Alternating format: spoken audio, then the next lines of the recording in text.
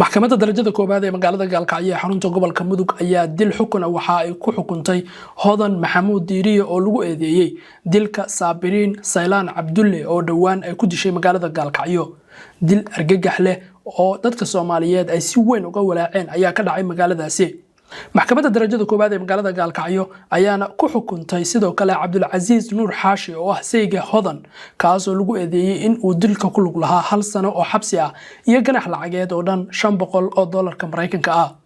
wararku waxay sheegayaan Hodan inaysan wax racfaan ilaa hadda qaadan iyadoo garsoorka hortiisa ka sheegtay inay ku qanacsan tahay wax kasta oo ay ku xukunto maxkamadda. inkastoo Hodan Maxamed ay maxkamadda u sheegtay inaysan dilin Saabiriin, haddana waxay qirtay inay jirdil joogto ah u geysan jirtay. maxkamaddu waxay xustay in cadeymaha loo soo bandhigay ay muujinayaan in iyadu ay ka dambayso falkan dilka ah oo si weyn ay uga argagaxeen dadka Soomaaliyeed ee dalka iyo dibadda ku sugan.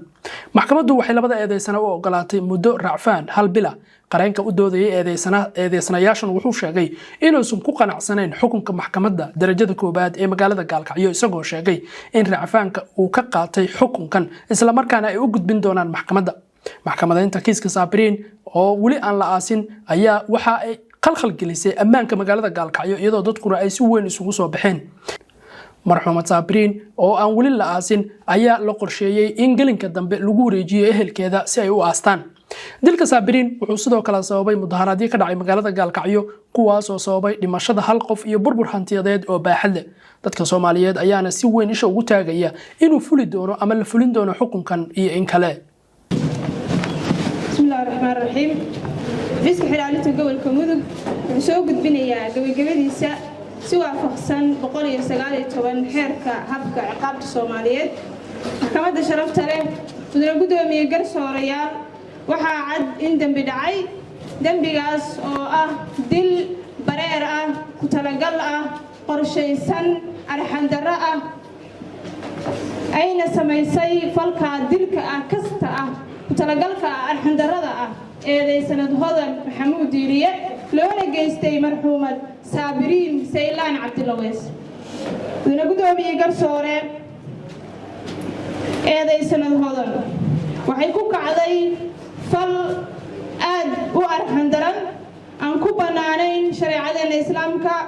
uu xaaraamtinimaysay diinteena islaamku qofka naftiisa ay ka tahay qof kale xaaraam,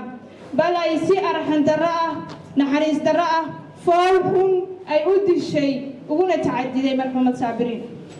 maadaama ay qiraal ka hor samaysay garsoore hortii si waafaqsan 68 xeerka habka ciqaabta 168 xeerka habka ciqaabta Soomaaliyeed, ayadoo eedeysanadu sheegtay in ay gabadhaas ceejisay shaabuugna la dhacday ayna aaminsan tahay inay u dhimatay ceejadeedii iyo shaabuuggeedii. maadaama aan soo bandhignay muuqaallo loo geysanayo tacaddi aad u falxun marxuumad Saabiriin ayna u geysanayso eedeysanad Hodan Maxamuud Diiriye, aan maxkamadda u sharaxnay, la wadaagnay, tusnayna. maadaama warqadda ka soo baxday cisbitaalka guud ee gobolka Mudug leh referensiga MRH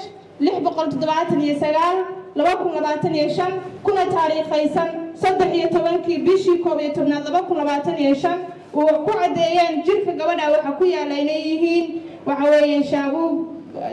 dhaawacyo kuwa hore leh oo muuqato ceejin. intaas banaan maxkamadda horteeda aanu ka cadeynay iyagoo waliba la duubayo ciddii markaa geysatayna aanu maxkamadda la wadaagnay, tusnayna. maadaama ay ahayd Saabiriin gabar daayar ah, agoon ah, rajo ah, ay mas-uuliyad ka wada saarnayd dhammaan dadka, si gaara qoyskii ay la noolayd ay mas-uuliyad ka saarnayd, ay waalid u ahaayeen, ay dad ugu dhawaayeen, ay ehelnimo ugu timid, ay baltaad aysan fiirin, aysan naxariis fiirin, aysan waxba waxa weeye aysan gabadhaasayta aysan u fiirin, bal ay dileen misna isku dayeen inay dilkoodii ay dishay Hodan, ayna isku dayda inay dilkeedii ay marin habaabiso qarisana.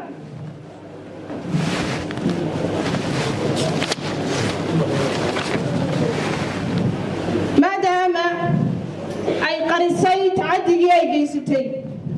ay wada dhiliiday, wada tirtidhay si ay u qariso dhimashada iyo tacaddiga. maadaama ay geysay cisbitaalka iyadoo sheegaysa inay u dhimatay bas yani intay seexatay inay dhimatay taa bedelkeedana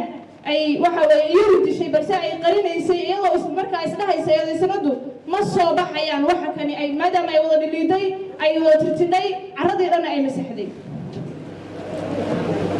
maadaama ay dhaawacyadeedii intaysan nafta ka qaadin aysan wax dhakhtar ah la geyn aysan dabiibin bal taa bedelkeeda iyadu gurigeeda si aan cidina u ogaanin tacadigaasi u soo bixin ay gurigeeda ay ku dabiibaysay si iyadu sheegtay markay galoofyada qabtaan maxkamadda la wadaagay sidaa darteed mudane gudoomiye garsoorayaal eedaysanada koowaad oo ah hodan waa eedaysanada geysatay dhammaan waxyaabihii aanu maxkamadda la wadaagnay oo isugu jiray maramuujin makhranti iyo dhammaan wax walba oo kiiska ku saabsanaa oo tacadi ahaa oo jirdil ahaa oo qaraacis ahaa oo ceejo ahaa oo xargin ahaa wax kastaba qofkii geysanaysay waxay ahayd eedaysanad hodan sidaa darteed mudane gudoomiye garsoorayaal maxkamadda sharafta leh waxaan rabnaa oon ka codsanaynaa in ay eedaysanad hodan maxamuud diiriye ay ku xukunto dil toogasho oo ah qisaasta marxuumad saabiriin saylaan cabdilawees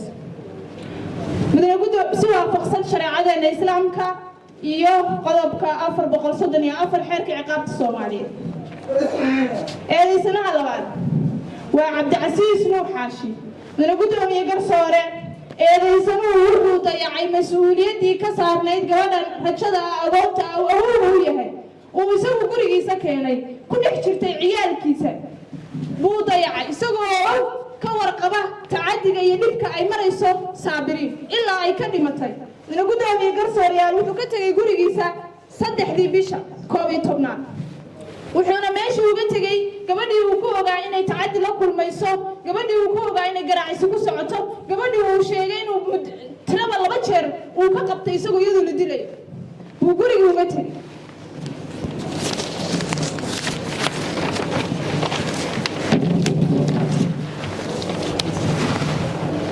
sidaa darteed eedaysanuhu wuxuu dayacay mas'uuliyadii uu saarnayd isagu ka saarnayd gabadha yar ahayd inuu ilaaliyo nafteeda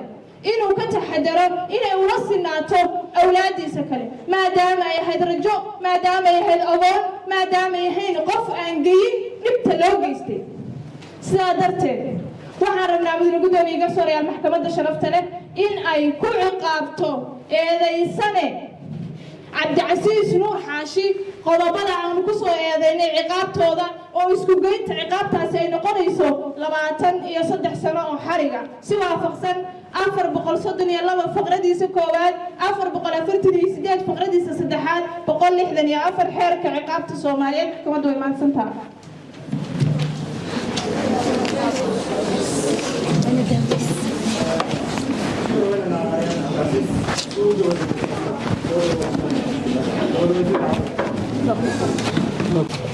الحمد لله رب العالمين وصلى الله وسلم على رسول الله محمد وعلى آله وصحبه وموالاه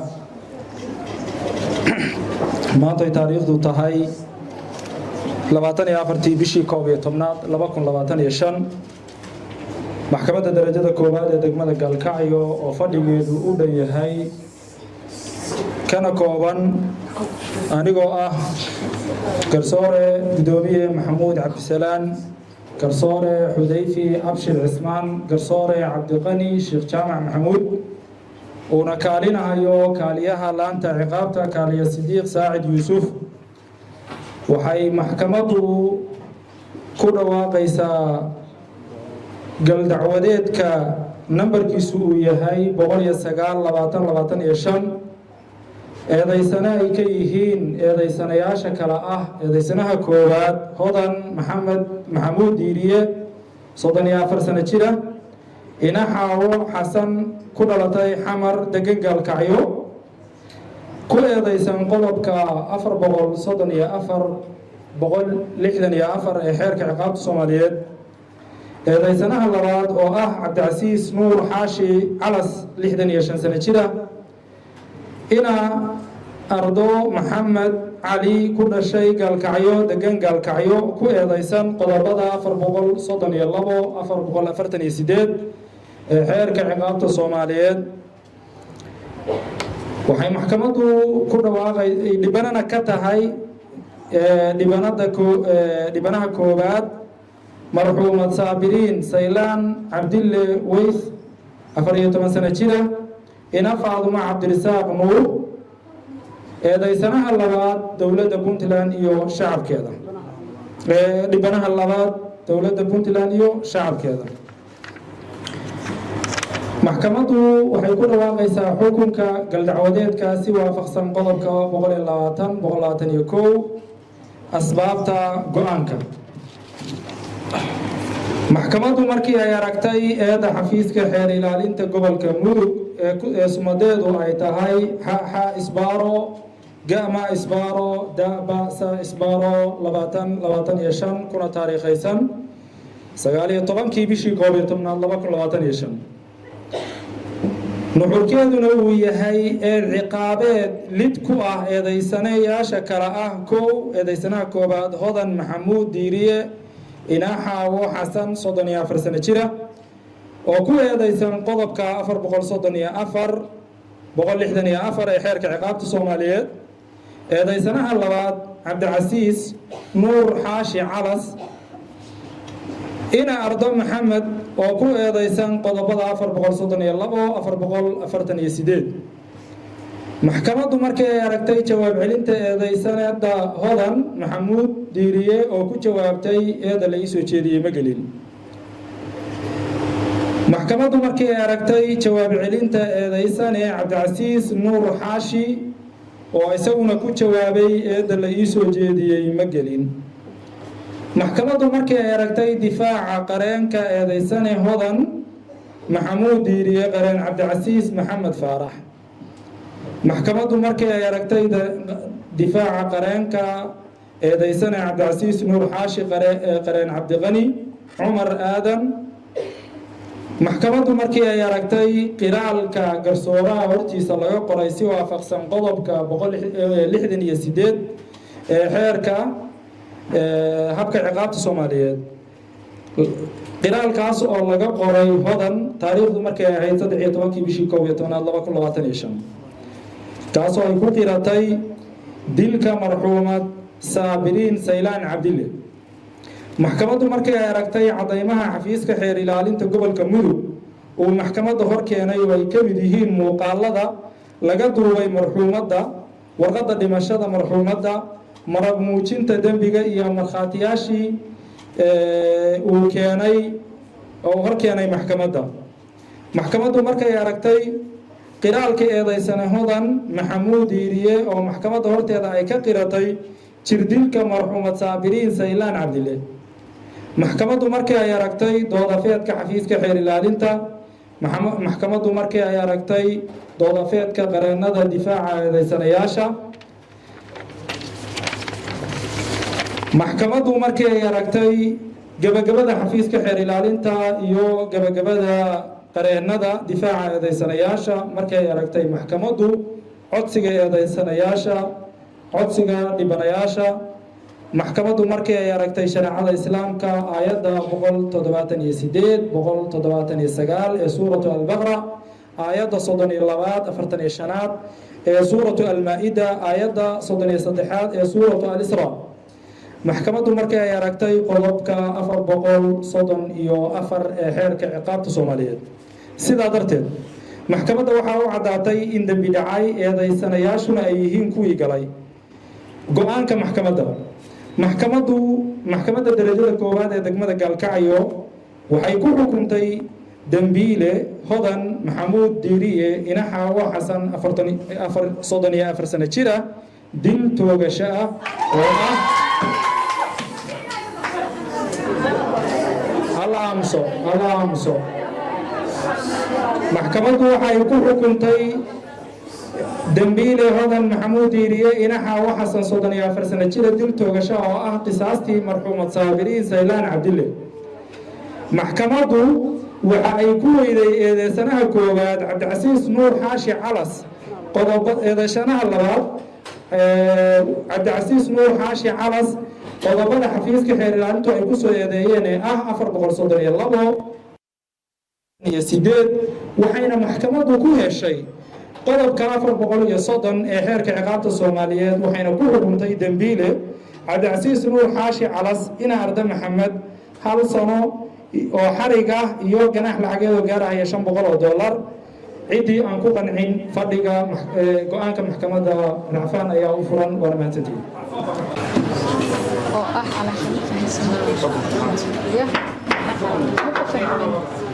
على ما فهم من محا ويديسي maxaa ka codsanaysaa maxkamadda codsiga على عشان ما يمسوا عارفين أفهمك هذا ها حاجة أصلاً ثانية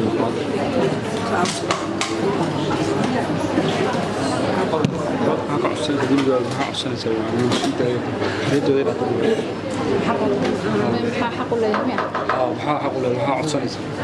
in xogta ka codsanaysa inay siidiiso iyo xariiqda maxaa maxkamadda ka codsanaysaa oo علشان adiga choice kaaga ka hadlo ani choice keena ka hadlo ya ana maxkamadda wixii lagu xukumay waa maqlay waana dhageysanay goobjoogna waa ahaa hadii wixii shariicada islaamka ay ugu xukunto meelna ugama dheeri anu wixii shariicada islaamka qabto meelna ugama dheeri waxay ummaddeeda shacabka ku qanacsan yihiin meelna ugama fog qadarullah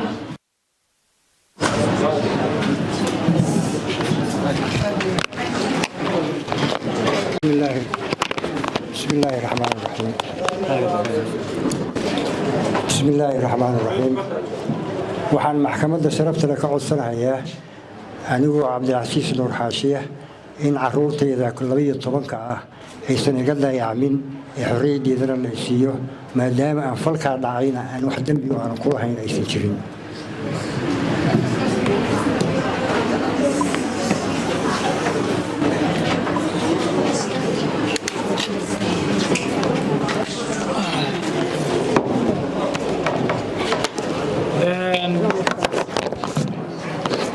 waxaa inoo soo idlaaday